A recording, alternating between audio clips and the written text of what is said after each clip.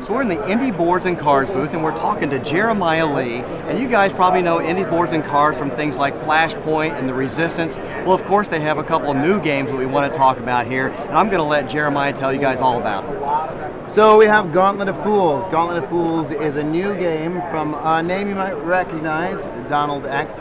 Gauntlet of Fools is it's a dungeon crawl that doesn't get in its own way. It's about 30 minutes. We are looting. We are boasting about our abilities. We have a bunch of characters that each come up different on each new game. And you're trying to balance them. Some are way, way stronger than others. And you got to balance them by boasting. Say, oh, I can go through this dungeon crawl with one hand tied behind my back. And so you add that disadvantage to your character. And like, okay, well, you did that. So I say, well, that character's still the most powerful. So I'm going to take, okay, one hand tied behind my back and while juggling. So you add on these disadvantages until, okay, I feel like now it's about even. So then we start going through the dungeon and you're fighting the Skelephant and the Will-O-Wisp. But we go out into the forest, we say, and if there's 3 of us playing, there's 3 of these things. We're like, oh, split up. And so we each have our own. So we're not cooperating in killing these things. We're doing it all on our own. So it takes 30 minutes. It's 2 to 6 players. It is everything that you're looking for in a dungeon crawl that doesn't have the 2 hours and doesn't take too long and get it its own way. And it looks like it's in a very small package compared to most dungeon crawls. Yes, absolutely. It's beautiful art. All the cards have great art for the characters. This is $28 and it's on Kickstarter right now. Sweet. Now, one more question about that guy. All the things we were just talking about, the behind your back and all that stuff, are those cards that are in the game? Those are tokens that you add on top of your kit. Okay. Yep. So I think there's 8 different disabilities or boasts that you make. So without breakfast, or with a hangover, or with one hand tied behind your back, or while hopping on one foot, that kind of thing. Cool. About how much longer does it have on Kickstarter? It has, I believe, 20-ish days. About 20 days? Yeah. Okay. I have a feeling that you guys are going to have no problem with that one. I believe it was at 101% funding last night. Awesome. So that we're in good shape. Excellent. Yeah. So what's the next one we have to talk about? Next one is The Resistance Avalon. So you've played The Resistance or you've heard about it.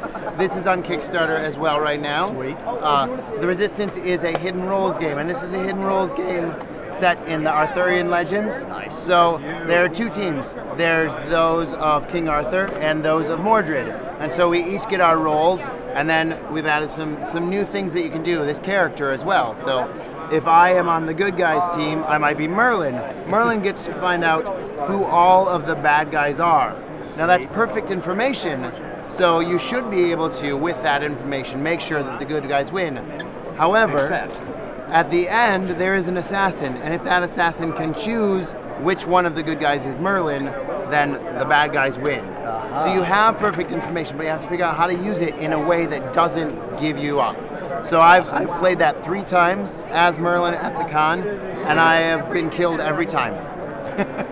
I have not yet mastered the how to do it without telling people that I am the guy with perfect information. So. Cool. Now, in addition to the retheming and the new characters and abilities, are there any new rules associated with this new version? The characters are the new rules. Okay. There's a bunch of new characters that you can add in. Merlin and the Assassin are in the base game, but there's a bunch more. Percival is in there, and Mordred. It has new components over the Resistance. So everything.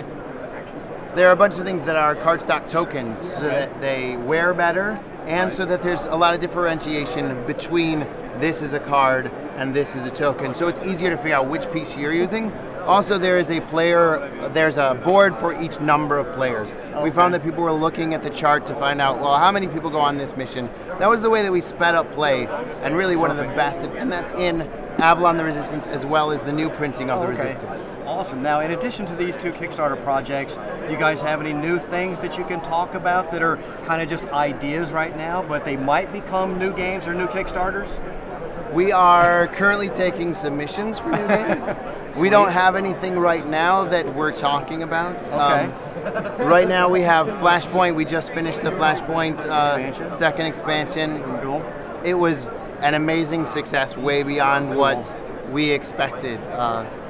Thank you. It's humbling. Awesome. Well, we wish you guys the best of luck here at the con. I'm super excited about these two projects, and we haven't got a chance to play the new expansion Flashpoint yet, so we can't wait. Stuff. So thanks a lot, Jeremiah. Before we run away, real quick, tell everybody where they can find out about indie boards and card games. Well, you can find it on Board Game Geek. Just look up any of those games, look up The Resistance, and follow the links to other things, or indieboardsandcards.com. Sweet. Thanks again, Jeremiah. Thank you much.